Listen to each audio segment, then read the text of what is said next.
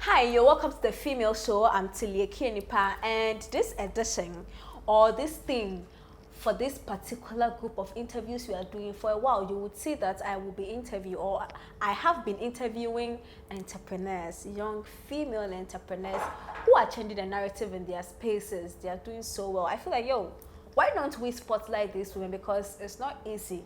People keep saying women don't support each other, but I support. This show is to support women. I have a very interesting personality. She's extremely beautiful. And on this set, she's actually the first Muslim I have hosted on this set. She is called Zulaiha, and she is a tech entrepreneur. Hi. Hi. Nice having you on the show. Me? Yes. Nice having you rather. Nice having you rather on my show. I was actually looking forward to interviewing you. Really? Yeah. That's interesting. I mean, who knows? I'm just One kidding. day we could just probably give you this content because I feel like I might answer as much as you would answer over here. All right. Looking forward to it. Okay, so I want to actually get to know you, who you are as a person. Then maybe we can now move to the developer part of you. Okay. Okay. Yeah, I like the developer part of you. Interesting. Okay. So, I mean, this question, it sounds like a cliche, but it's a question that gets all the answers. Yeah. Who is Zulaiha? Funny enough, every time I get asked this question, I start thinking so hard. It's like, who am I exactly? I'm actually still trying to get who I am, but basically, what you have to know is Zulaiha is an ambitious young lady who is striving to do more in the women empowerment space. I love everything women empowerment, and my day career is into tech, into why don't you add women in tech, and it's me. That's why I have developers. So every day when I wake up, I try to look for ways I can empower the woman to bridge the economic gap, and I do that so well when I'm in the tech space, right?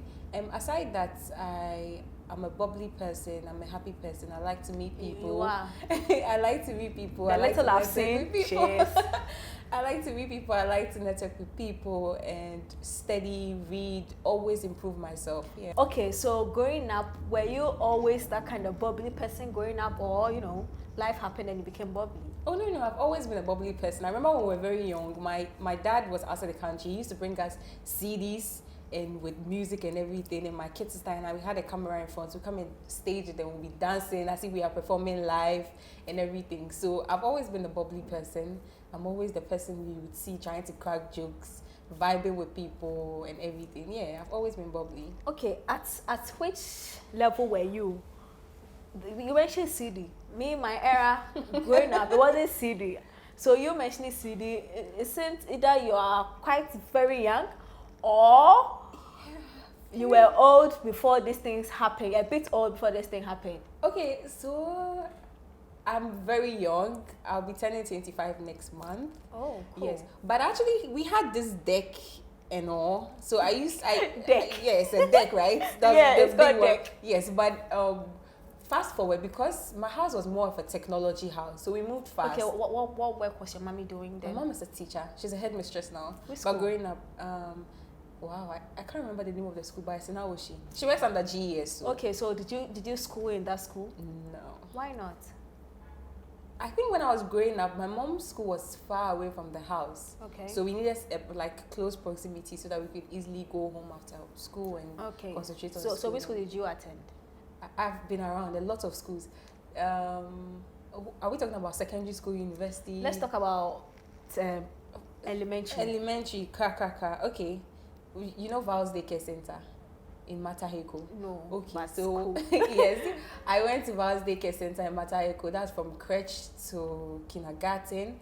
And I went to 7th grade academy for 1 year. That was in class 1. Then I moved to Victory International from P1 to P2 to, is it P5? And I went to New Star Preparatory School in Alajo from P6 to my JSS. And I went to secondary school in Asamankese Senior High. Wait, your childhood part, were you moving? Was the family moving? Yeah, which is why lots you of were changing moving. schools. Why were you moving? Okay, so what for my crèche, my mom was in school, so she was in Winneba, and my dad has always been outside the country, so we're with my uncle for my crèche till I got to kindergarten. So when my mom moved to Accra, that was when we moved to Victory from P2 to P5. But we had to change our place again to Niboy Town. So I had to move from Victory to New Star, because then we had an internet cafe at Alaju and it was easier. So after school, you go to the internet cafe and wait for mommy to come and pick you up. Oh, you owned the internet? Yes, okay. That's actually what informed my tech and everything. Then Because you I grew up exposed with very exposed, like with that's computers good. and everything. That's I had like the latest gadgets at every particular point in time. So breaking into tech has not been difficult because I grew up seeing them. Okay. Yeah. Okay, and which tech was a bit challenging for you growing up? Which of the tech that came was a bit challenging for you growing up? Honestly, none. Really? None. I've just always been a tech person. I will bootstrap it. Like when I say I will bootstrap it, I'll figure a way out. Like you give me any tech gadget, I would find a way. Okay, I know for guys, my brother, that's part of him. My father beat it out. That talent of him. He picks the gadget, he tears it apart, tries to put together, and it never comes back the same. It never returns the same. Were you that kind of girl that will pick iron, destroy it in hopes that you can put together? Yes. Every time my dad was bringing laptops to us, I had my tools. So I had the screwdriver, the star, and everything. Because my dad used to repair PCs. Okay. And so with the internet cafe, sometimes when we have a damaged PC, he brings me, then I open it and I try to look at it. And then he tells me this is that. So I've always been that type of person. So luckily for me, I don't have to destroy a new gadget. I have spare ones that I just open and try to fix. Okay. Yeah. But my kid brother too is like that. My kid brother is doing computer engineering. He has always been that type. He open a radio. He also had his tools open and everything. So okay. So luckily for you, you had people that at your early age exposed you to that. Sometimes when you meet people randomly, ladies, do you feel like if they had certain things at home, they could have been more than what? Oh yes. And even aside the opportunities, or even the conversations, unlike other women, I didn't grow up thinking that I didn't grow up thinking that I was just supposed to grow up, go to school and get married. Okay. My mom used to always hammer you have to be rich, you have to do this, you have to do that for yourself. So it's like when I meet other people too, it's the conversation. I'm like, okay, if they had different conversations, if they had different like exposure, if they were given the opportunity to do these things, maybe they would have been better than me, or even they would have led more like industrial companies more than I do. Yeah, so I always think that it's from the orientation and then the opportunities. I am very interested in the conversation your mother had with you about being rich. Yeah. At what age did she start hammering that in your mind? I honestly don't know, but I think I was little. As a P2, when we moved to her, because I always used to like the fanciest of things. So I'm always, and because I was used to gadgets, I'm always trying to get the latest gadgets. And so my mom keeps on saying, she has this one, it's like, she says it in our language, it's like, the way you like these things, you have to always work for your things so you can buy for yourself. Nobody has your time. You get it? She's like, she always has that conversation.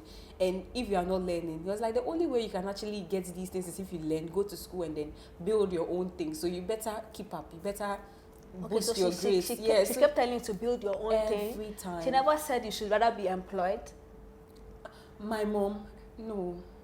Actually, funny enough, when I was leaving school, I actually didn't have the notion to be employed. It just came into like me being employed. The only place I applied for was where I got my job. But I didn't have the mindset of actually really working under somebody. I remember because I grew up having the internet cafe and then we used to run things ourselves. In my mind, I wanted to run things myself. Okay. Yeah, So, I mean, to you, your mom instilled that woman empowerment, be your own woman kind of thing. She also sort of built you to be... Everything I am today is my mom, because right now I can actually just pick up the phone and she's like, you are not saving, you are not investing, I think you can actually start this. She's like, and sometimes I'm like, you know the narrative where you are like a girl and people are like, slow down, you are a girl. She's like, no, speed up, you are a girl. It's like gender doesn't play any role in you, so you have to speed up and do what you have to do. Yeah, so my mom has been great, like excellent, always pushing me to really do more. With the kind of conversations and exposure you had with your mom, do you think that in Ghana, let me limit it to Ghana, the young generation, the female generation, seems a step behind because of the kind of mothers they had. Wow. I mean, the way your mother thinks, if we Yeah. had 90% of women thinking that way, do you think the female generation Oh, yes. will be like this? Yes, totally. And that comes with a lot of strength and a lot of I always like to say my mom is fearless. So it comes with women being very fearless and thinking that, look, no matter what, I want what's best for you. And so no matter what every other person is saying, this is the truth and you have to own it. So we don't have a lot of women who are that strong and that confident, who want to say it regardless of what other people will say.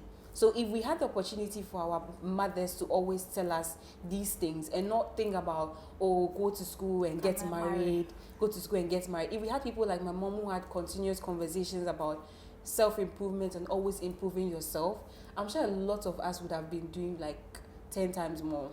Okay. Yes. Okay. So your community, were you perceived as that rich children's or I mean that rich family children or the B family? Yeah, was that how you were? And which community did you even go and fully grow in? Because I know you have a lot of communities influencing you, but which community do you identify with? Wow, I've never been. This is actually wow. I've never been asked a question like that. Okay, so the truth is about my friend, my growing up is I don't have childhood friends. Why? I mean, the moving. Yes, exactly. And we never mingled with the people in our community. Why? They knew us, we knew them. We go out to buy things, but you don't see us actively play with them because my mom was strict, and because we grew up with just her, my dad was not around. Let me say, because she was a bit more what's the word, overprotective. So you are in the house, you want to play, you have the latest gadgets, go and use the computer or go and read your book. So we didn't have that, you go out, you hear children playing and paying. We didn't have that. Sometimes people say it steals your childhood away, but I actually thought it helped in growing us because we had a mind of our own. We didn't really pick up certain mindsets from other people. We had like continuous conversations with our mom. We had like continuous conversation with a particular type of group and not always out there. So I identified with the overprotected child who is secluded, who only really participated online with gadgets. But I still am able to gel with people in school because that's when people like-minded. I grew up in certain communities. I don't know if my mom had a problem with the communities we grew up in. I grew up in La Paz. I grew up in Niboy Town. I grew up in Mataheko. And within those environments, you were just in the house with your gadgets. Because I think my mom had a particular mindset she wanted her children to grow up with. Okay. So within my peers, sometimes when I go out and I'm having conversations, I see the difference. I know the difference. I acknowledge it. You feel the difference. I feel the difference, yes. So I think maybe that's the aim she was going for, and so it worked, yeah. Okay. So then I'm guessing you were also a brilliant child, and then because you spent most of your time being online and all of that, and at that age, it means that your exposure will be up here. Yeah, my exposure was, yes, up there. Brilliant child, I didn't identify as a brilliant child. Okay. I don't think I'm school smart. I still say it. People you're life smart. Yeah, I'm life smart. People say, oh, you're brilliant, but I don't think I'm school smart. Yes, when I need to learn something and work on it, I'm able to do that. But my siblings are more book smart than I am. Okay. So growing up, I really didn't identify as a brilliant child. And I think also when I moved from my Victory School to New Star, I had this kind of thing with a particular teacher who always made me feel like I was dumb. Ooh. Oh yeah, so because I was a new student, every time it was like, you are dumb and everything. So I didn't identify to be smart when I was growing up. Now if you ask me, I'm okay, I'm appreciable, okay. Yeah, I can learn and figure things out. Then I guess we'll have to use the last 5 minutes to talk about what you do. Okay. At what point did you say, you know what, let me just let this likeness morph into business for me? From, I think even when I was in Justice, my kid sister and I used to sell things at Makaranta when we go to Makaranta. So the entrepreneurship thing has been there, but with regards to developers, selling toffee. Coffee and everything. We didn't need the money. I don't know why we were even doing it. But yeah, we just wanted to do it. It was just something we're doing. Then after school, we started shoes, bags, dresses. But now it's just full developer for me because of my women empowerment advocacy. Okay, what is developer? What do you do? What service do you render? Okay. How is the business even like? Have you employed people? Are you doing it alone? So developer is a social enterprise which is focused on getting more girls into tech, more ladies into tech. So we train, we mentor, we inspire, we have conversations, we organize events to get schools. In schools. Now it's more professional, it's more girls who are out of university who want to build careers. Yes. And so what we do is we have a team. We offer technological services, like we can build a website, run your social media for you. That's the business we do. But then the main thing is actually training and empowering more girls into tech. So we do more tech training, programming, teach you how to build a website, teach you how to build a mobile app. You get it, that whole idea. That's what we do at Developer. Okay. And how do you finance it, or how did you begin to get financial backing to push? Because I know even in the established companies, the tech part is a bit low. Yeah. How were you able to convince people? That's if you have people on board supporting you, buying into your ideas. How did you do that? I think that the strong part is from networking. Okay. So it was easier with our first training. We were able to get iSpace to sponsor us in Tamale. And then subsequently, I'm just good with networking with people. And so I just have conversations. So we're about to have this event. Would you want to sponsor? Would you want to partner? Recently, we had a developer fireside chat, and then it was sponsored by Bizo Money, which the CEO happened to be a mentor of mine. So it was like a conversation. Oh, I think we are onto something. We are also onto something. How about we partner and then you sponsor us? Getting the event, you just partner, write a letter to maybe the venue. Oh, we are trying to do this. Would you want to partner with us? This is what you get in return. This is what we give you in return. And it's just about networking, having conversations, and letting them understand the vision. Yeah. So far, all in all, has it been worth it putting energy in women? Do you think in 10 years to come, per what you've done, the work you've done with women, the narrative could change for us? Blown. In the next 10 years, we would have an army of like greatly minded women who are not stopping, who believe in themselves and believe in their ambitions. And then every time I wake up, I at least have a sense of worth that somebody looks up to me or somebody looks at me and be like, okay, if she can do it, I can do more. And I'm always telling people that as women, we don't need to compete with each other, because I want you to win too. So at every particular point in time, I wake up every day and I know that I'm making impact, or I'm getting one step to the goal of getting more ladies into tech in Africa and in the world, hopefully. I'm not going to ask you what are the lows. Ladies, we know the lows. What are the highs of working with ladies, empowering them, especially those who don't really have any idea of tech and those? I mean, tech seems cumbersome to ladies, especially me. I'm tech down. Oh no, you aren't. You've not given yourself the time. That's the point. Patience, okay. So then what are some of the highs working with people like me who think they are tech down? Is when they realize that they weren't just given the opportunity. Oh. Mind you, I'm not good in tech because I started today. I started when I was a young girl. Okay. So obviously it was a skill that I built up, and I'm still not even that great compared to other people who grew up in the Western cultures. They are more exposed. So you just have to understand that it's a gradual process and you give yourself time. So the highs of it for developer is when somebody comes and the person doesn't even know what the person is doing in tech, and in a month or two the person is like, oh, I can actually do this. The person sees maybe a website and understands maybe some of the tags that's in the website. It gives you that sense of fulfillment, like, oh, at least like this person didn't know anything, but now the person is gaining the ground and then understanding that it just takes time. It's just a gradual process. Start small. Drop one trick for us. One trick about in building love for tech for a normal person, not asking we wanting to be a developer, but like what can boost your interest in, let's say, tech, like something simple that we can get by with. Okay, so when you take your phone and you go to Instagram, you see how you take a picture and you upload it on Instagram and everybody can see. It's tech. It's just gibberish with code and you're able to do that. So if somebody can do that for your picture to go around, imagine you learning tech, what you can come up with. Maybe right now you're thinking about some idea, you think it's not possible, but with tech it is. So start bootstrapping and getting a laptop and then learning small, you get there. Okay, drop your social media handles because me, I want to come and learn some. Okay, so yeah, on Facebook, is it developer? The business and then you. Okay. Yeah, how we can connect with you because now we have to, how do you call it? Bootstrap or something. So developer is developer1 on all social media platforms. It's Diva. Diva, so a diva, lady, developer. So you know when you are a software engineer, developer, somebody who develops applications. Yeah. So we are developers. Divas who are developers. Exactly. So with developer, the social media handles is developer1. And my social handle is Zulaiha Abdullah. I'm sure if you search it, you'll see me because the Dobia is very unique. Okay. So Zulaiha Abdullah.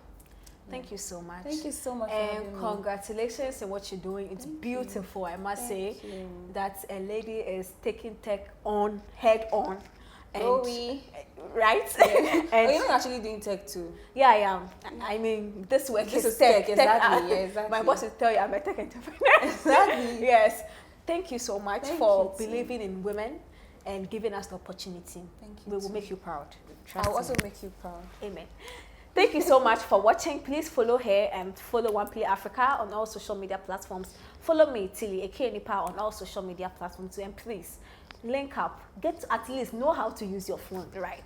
Basically. So link up with her. And if there's anything you have to do, do it now.